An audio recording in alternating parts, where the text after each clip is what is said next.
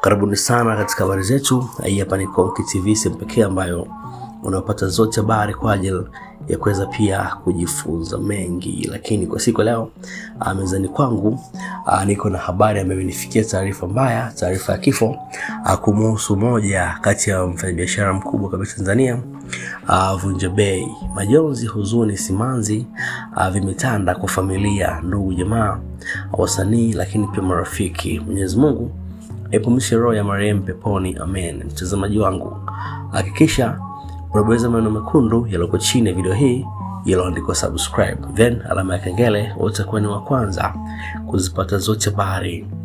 Sasa kwa upande wa mjua Freddy Vunja Bei, kwa ufupi sana, huyu ni mfanyabiashara lakini pia kijana mwenye mafanikio makubwa, lakini pia mmiliki wa kampuni ya Vunja Bei Group inayosimamia maduka makubwa nchini ya nguo, lakini pia mtu anayefanya mambo ya fashion. Lakini pia amewahi kuwa kwenye timu ya mpira ya Simba akisimama kama mtengenezaji na msambazaji wa jezi. Pia vile vile amekuwa akisimamia wasanii mbalimbali na kuandaa baadhi ya show.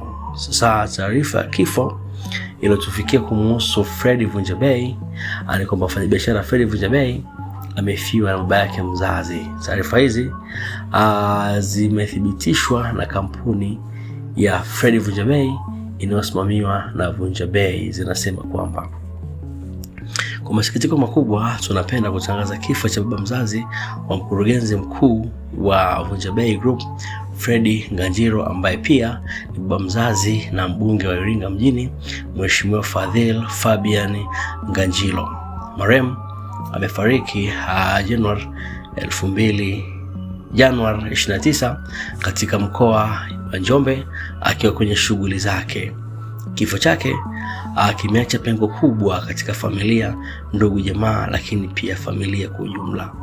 Mzee atakumbukwa kwa mengi, lakini vile vile atapumzishwa katika nyumba yake ya milele Februari 1, 2026.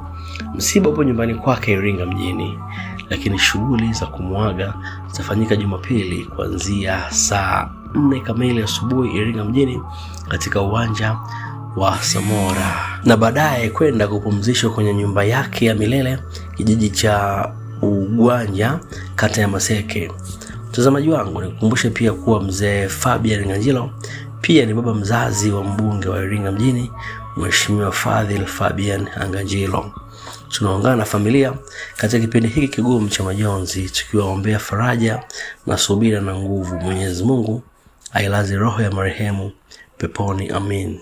Na wewe unaweza kuandika maneno yako hapo chini kwa kuatia pole na faraja kwa familia. Hii ni Konki TV, mimi ni African Aruben.